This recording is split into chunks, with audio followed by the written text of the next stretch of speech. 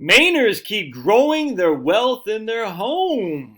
Hot diggity dog, man. All right, so here's Lori Valigra. Right? What's the red pill? The pill thing? Not Valium. Viagra. Lori Viagra. How dare you, Josh? That's so offensive. Don't you know Women's History Month is next month? I'm already being inundated about Women's History Month. Like, dude, I can't remember what. Didn't we just get over Asian American History Month? And now, you can't keep track of all this. All right, so they're using this July 26, 2011 photo. Okay, that's a weird photo right there. Okay, what's the dateline on this? February 2nd, 2023. Maine homeowners continue to enjoy high rates of home equity even as the national average is flattening out, according to this new report. So let's check that new report. Here's a new report. Home equity flattens out across the U.S. Look at that house, dude. That's fantastic. I like doing that. Nearly half of mortgage homes remain equity rich, but portion drips slightly. Seriously underwater level mortgages at below 3%, dude. So, I mean, that's not a housing crisis coming by any stretch of the imagination. 16 times as many mortgages are equity rich versus seriously underwater. That's what I'm talking about. Adam, a leading curator of real estate data, but I just let you out, man. Come on, you're gonna watch what I do with this guy because he hears someone eating, so he's like, I want to investigate. Guy's 15 pounds. How much could he possibly want to eat, that dog? A leading curator of real estate data nationwide for land and property showed that 48% of mortgage residential properties are considered equity rich. That's not a housing crisis.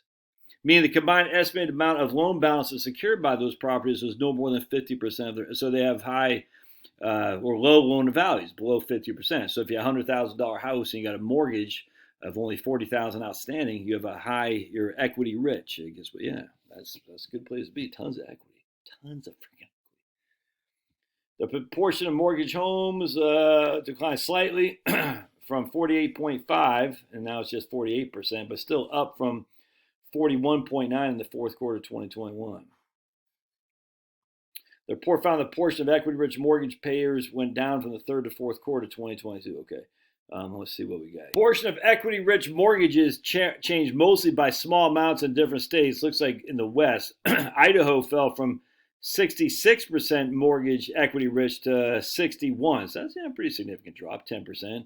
Arizona about 5% or so. Washington, yeah. So, all right. On the other end, the South had 5 of the top states where the equity-rich share of mortgage homes increased. Okay. Delaware went up from 34 to 35, and not much. Mississippi from 31 to 33, not much there either. All right. What do they say about Maine though? Let's take a look at Maine here. I see Vermont in there. Maine. There we go. Oh, Maine. Oh, that's it. Nothing about Maine specifically. All right. So let's go back to what we're just reading here. Oops. Put me on the. There we go. Let's see what it said. All right. But it's one of the first signs of how the recent fall in prices across the country has started to affect homeowners. Yeah, following a decade-long boom. Prices are still high in Maine because of tight inventory. Some 57% of Mainers with mortgages were equity rich in the fourth quarter. That's freaking significantly higher than some of the places we just read about. Compared to 47, I mean, literally over half of the people in Maine with mortgages, it's just people with mortgages, have more than 50% equity. Equity rich means the loan balance is less than 50% of the estimated market value. The highest rate was in Knox County, where 66% of homeowners with mortgages were equity rich. That's weird. Why would Aroostook County have the lowest, like Mississippi? That's strange to me. Home prices in Maine are rising at a moderate rate. Data from the Maine Association of Realtors shows. Nationally, they've been dropping since the middle of last year. But for now, it looks like the run-up in wealth flowing from owner's home has stalled. All right. The Portland area continues to have a high percentage of equity-rich homes, with about 62%. New England counties have some of the highest equity-rich properties in the country. On the flip side, only 2.2% of homes in Maine were seriously underwater. There's just not going to be, if you're waiting on the market to tumble, you're making a mistake, man. That's crazy. Right. Let's see what the Maine Association of Realtors has to say.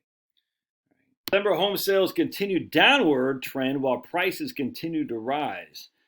Prices for single-family homes rose by about 12% from 2021 to 2022, despite declining sales. Yeah, I mean, it's just supply and demand. Overall, the numbers reflect the impact of mortgage rates increases. The median sales price for single-family homes was $330,000 in the state of Maine, an 8.9% increase from the median in 2021. However, with low inventory and high demand, sales were down about 36%. All right, that's crazy, man.